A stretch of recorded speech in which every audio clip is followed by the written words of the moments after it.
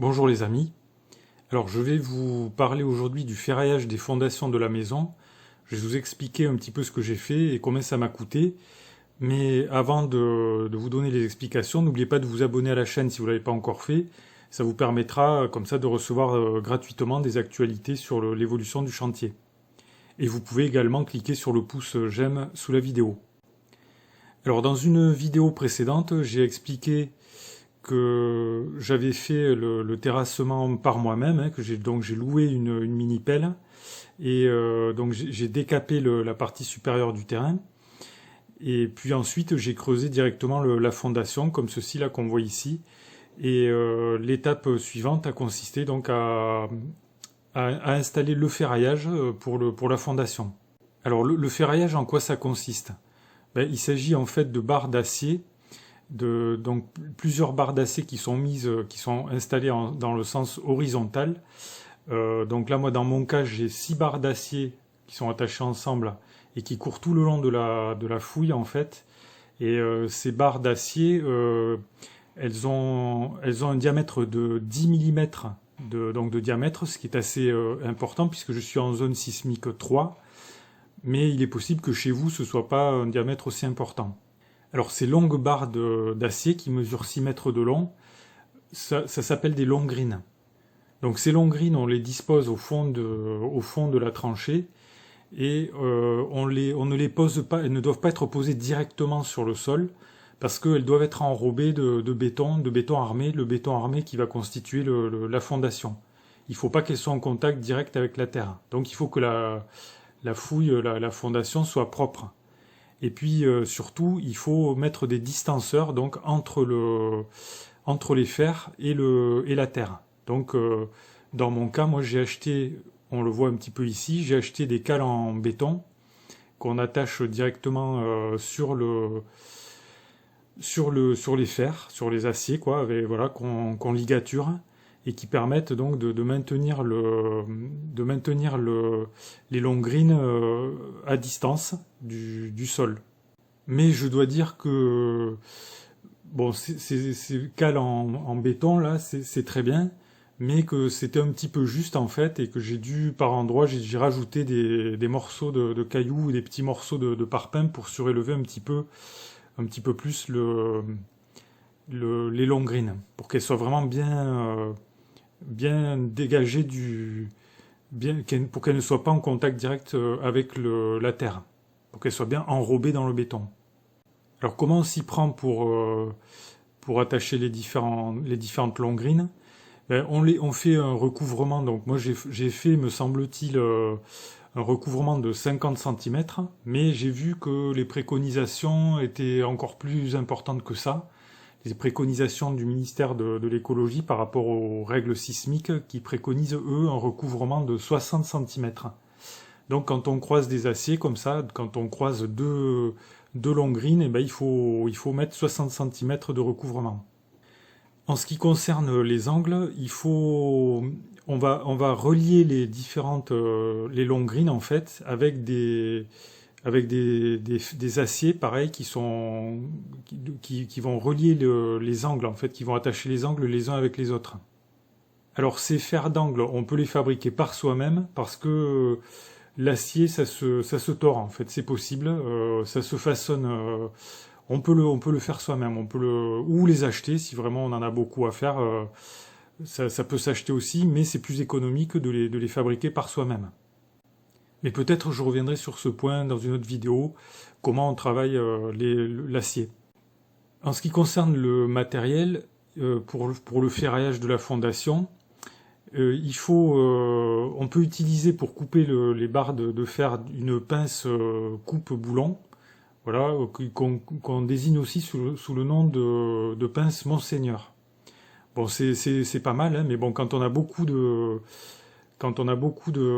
d'acier à couper, je recommande quand même l'utilisation d'une disqueuse, ça vous fatiguera beaucoup moins. Donc une disqueuse avec un disque pour le métal et des équipements de sécurité obligatoires pour pas se prendre des éclats dans les yeux et pour pas se rendre sourd, donc il faut un casque anti-bruit. Alors une fois qu'on a préparé ces différents aciers, on les ligature entre eux pour pas qu'ils bougent. Et pour ça, bon, moi j'ai acheté un lieur professionnel là, qui coûte assez cher quand même. Mais il y en a des moins chers, hein. On peut en trouver sur Alibaba pour moins cher que ça. Et j'ai également acheté des liens boucles en acier recuit. Donc chaque lien a une petite boucle qu'on attache en fait en utilisant le lieur que je vous ai montré tout à l'heure. Cet outil-là facilite le travail, sinon on peut faire avec une tenaille à l'ancienne, et avec ça c'est vrai que c'est plus rapide et plus facile. Donc le but de ces liens-là, on les voit ici, vous voyez, ça fait des petites attaches. C'est de maintenir les aciers ensemble pour pas qu'ils bougent au moment où on va couler le béton. Alors notez bien que dans les angles, comme ici là, on ne dispose pas les fers n'importe comment, parce qu'il faut éviter la poussée au vide. Donc vous voyez qu'il y a un ordre particulier de disposition là, des attaches qui se trouvent donc dans l'angle. Vous pourrez retrouver ça sur internet. Donc vous avez notamment, bon, on trouve des schémas hein, qui expliquent comment s'y prendre pour ferrailler les angles d'un ferraillage de fondation pour éviter la poussée au vide. Et puis vous avez également une vidéo qui a été faite par Lumi Habitat là, qui explique assez bien ce qu'il faut pas faire en fait, et ce qu'il faut faire et ce qu'il faut pas faire.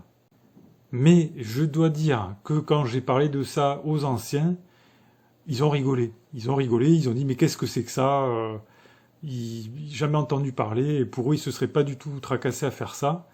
Et ils n'ont pas fait ça hein, sur leur propre construction, ils faisaient pas ça, ils mettaient des angles comme ça dans les coins et puis voilà. Et apparemment ça ne leur a pas porté tort. Mais moi je préfère quand même respecter la règle en fait qui est préconisé par les professionnels, quoi, et par les DTU. Donc j'ai respecté la méthode d'attache des fers dans les angles pour éviter la poussée au vide. Alors vous notez que il y a les ferrailles horizontales, donc les longrines qu'on dispose donc au fond de la tranchée, mais qui doivent être enrobées dans le béton, donc il faut qu'elles soient détachées, soulevées par rapport au sol. Et puis, il y a les fers d'attente, donc qui sont les futurs poteaux raidisseurs. J'en ai déjà parlé de ça. Alors, vous voyez, bon, j'ai déjà expliqué, j'en ai mis à tous les angles, j'en ai mis au centre du bâtiment. Donc, le poteau raidisseur qui va être ici, il va monter jusqu'en haut du pignon. Celui-ci, même chose. Et j'en ai mis 3 de chaque côté. Donc au point névralgique, ici j'en ai un qui se trouve à l'angle de la porte-fenêtre, et ici un à l'angle de la porte d'entrée. Alors je dois dire que sur ces poteaux raidisseurs, c'est un petit peu comme les angles en fait, c'est le même concept pour le recouvrement.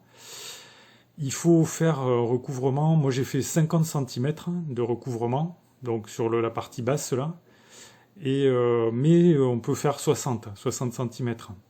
Donc ces poteaux raidisseurs là, ces fers d'attente, ils vont après sortir en dehors de la dalle, et ils vont être pris dans la maçonnerie, et donc il faut les prévoir suffisamment haut pour qu'on ait ici 50 cm de hauteur par rapport au sol de la dalle. 50 cm ou 60 cm même, pour que le recouvrement soit bien respecté. Alors, je voudrais vous parler maintenant du prix, donc combien ça m'a coûté. Comme ça, peut-être ça vous donnera une idée pour vos propres fondations, si vous devez les faire vous-même. Alors, en ce qui concerne donc les longrines, donc j'en ai acheté 42 mètres linéaires.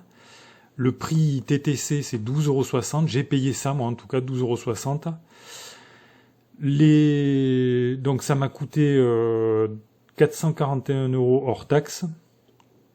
Ensuite, j'ai acheté des ronds à béton là qui m'ont coûté assez cher parce que j'en ai pris plus que ce qu'il fallait pour la suite en fait du chantier. Donc je les ai payés, ces ronds à béton de diamètre 10 mm. Hein. Les longrines c'est pareil, c'est 10 mm. C'est un peu plus que ce qui se pratique, ce qui s'utilise dans les zones sismiques de zone 2 par exemple. C'est pas 10 mm, c'est moins. Et moi je les ai payés 1,67 €. TTC le mètre. Et ensuite, il faut rajouter un forfait transport parce que tout ça, c'est vraiment très encombrant. Et j'ai payé 60 € pour le transport, ce qui c'est pas excessif. Donc vous voyez, au total, là, j'ai dépensé 1169 € pour les faire, mais il y en avait un peu plus que pour seulement les fondations. Ensuite, j'ai acheté une pince Monseigneur. Bon, ça coûte pas excessivement cher. C'est pas très très cher, quoi. On en trouve des pas trop chers. Une disqueuse, bon marché aussi, acheté à Brico Dépôt. Des cales à béton que j'ai dû payer une 50aine d'euros. Et je crois que j'oublie rien. Oui, j'ai oublié le lieur professionnel et les boucles en acier. Donc au total, j'en ai eu, vous voyez, pour environ 1250 ou 1300 € à peu près, quoi. 1300 € pour ferrailler les fondations. Alors pour finir, dernière chose, vous voyez qu'à intervalles réguliers, j'ai planté ici des piquets, là, des repères. Et ces repères, en fait, ce sont les repères qui m'ont servi par la suite pour couler la fondation. Mais le coulage de la fondation, c'est un autre sujet. Et j'en parlerai dans une autre vidéo. Donc voilà les amis, donc si vous avez des questions, si vous avez des remarques ou des commentaires, vous pouvez me les faire dans le fil de discussion, on peut discuter de tout ça. Si la vidéo vous a intéressé, vous pouvez cliquer sur le pouce j'aime, abonnez-vous si vous ne l'avez pas encore fait, et je vous dis merci pour votre attention, et à bientôt.